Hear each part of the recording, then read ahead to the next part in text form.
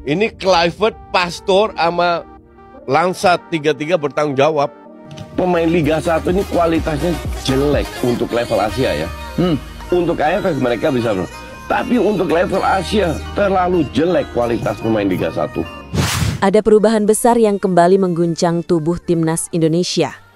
Bukan tentang siapa yang cedera, bukan tentang siapa yang dipanggil ke skuad, tapi soal kursi pelatih. Ya, Federasi Sepak Bola Indonesia resmi mengumumkan rotasi mengejutkan di jajaran pelatih utama. Patrick Kluivert dan Alex Pastoor bertukar peran.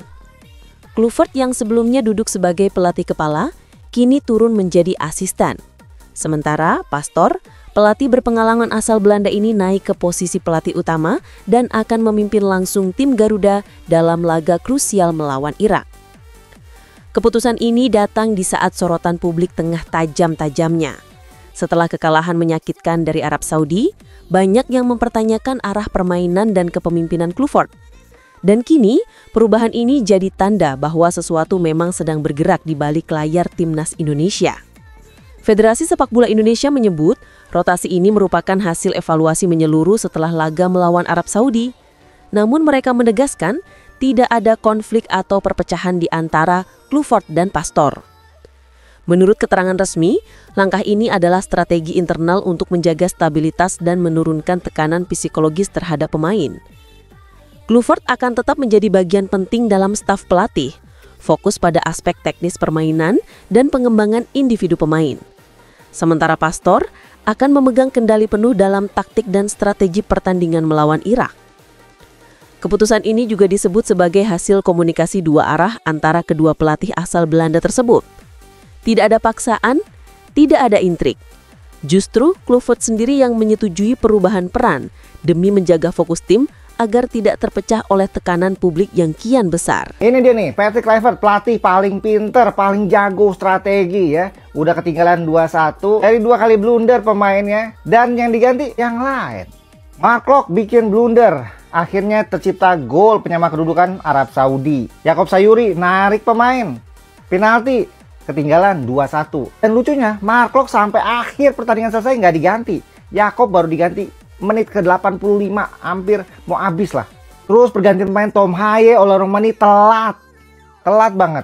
Dan yang diganti Ragnar sama Miliano Jonathan. Aneh banget.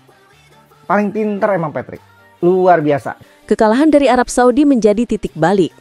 Sebuah pertandingan yang membuka kelemahan nyata timnas di berbagai lini. Sejak menit awal, Arab Saudi tahu di mana harus menyerang.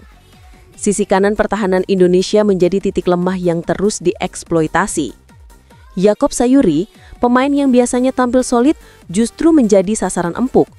2 gol yang bersarang ke gawang Indonesia lahir dari area yang sama. Patrick Kluivert di pinggir lapangan terlihat tenang, namun justru ketenangan itu menjadi bumerang. Respon tak kunjung datang, formasi 4 bek tetap dipertahankan meski jelas-jelas tak mampu menahan serangan sayap cepat lawan. Padahal, opsi untuk menduetkan Jay Ides dengan Rizky Ridho di tengah atau menggeser Kevin Dix ke kanan sebenarnya tersedia. Tapi perubahan tak dilakukan. Akibatnya, Indonesia kehilangan keseimbangan. Di lini tengah, Mark Locke dan Jay Ides gagal terhubung. Tidak ada kreativitas, tidak ada tekanan ke lini bertahan lawan. Ragnar Oratmangun kehilangan sentuhan. Ricky Kambuaya tak mampu menampilkan ledakan yang biasa ia tunjukkan. Kekalahan itu tak hanya menyakitkan di papan skor, tapi juga mengguncang rasa percaya diri seluruh tim. Kalah, saya sudah bilang. Pelatih kita tuh bodoh. Nggak percaya kalian. Jadi harus STY harus dikembalikan. Ya, STY out nggak apa-apa, tapi cari pelatih yang lebih bagus. STY out datang penjudi ya sama lah. Pasca pertandingan itu, situasi di ruang ganti timnas disebut cukup tegang. Beberapa pemain terlihat frustasi, sebagian lainnya mencoba tetap tenang. Federasi kemudian memutuskan untuk menggelar evaluasi internal tertutup yang dihadiri oleh seluruh staf pelatih, ofisial tim, dan perwakilan federasi. Dari sinilah ide rotasi mulai muncul. Alex Pastoor menawarkan pendekatan baru, lebih menekankan disiplin posisi, komunikasi antar lini, dan penguatan transisi bertahan. Kluivert tidak menolak, ia justru mendukung langkah ini dan memilih fokus memperkuat sisi teknis serta mental pemain. Sumber internal menyebut sejak keputusan itu diambil, suasana latihan mulai berubah. Lebih terarah, lebih fokus. Pastor dikenal tegas tapi sabar. Ia lebih banyak berdialog dengan pemain, meminta mereka menganalisis sendiri kesalahan yang terjadi di lapangan. Dalam latihan terakhir, Alex Pastur mulai menerapkan pendekatan berbeda. Fokus utama adalah memperkuat komunikasi dan keseimbangan antar lini. Ia mencoba formasi alternatif dengan 3 back, memberi ruang lebih bagi back sayap seperti Jakob Sayuri dan Kevin Dix untuk naik menyerang tanpa mengorbankan kestabilan lini pertahanan. Latihan transisi cepat juga diperbanyak. Pastur ingin memastikan bahwa setiap kehilangan bola langsung diikuti reaksi cepat dari 3 pemain terdekat.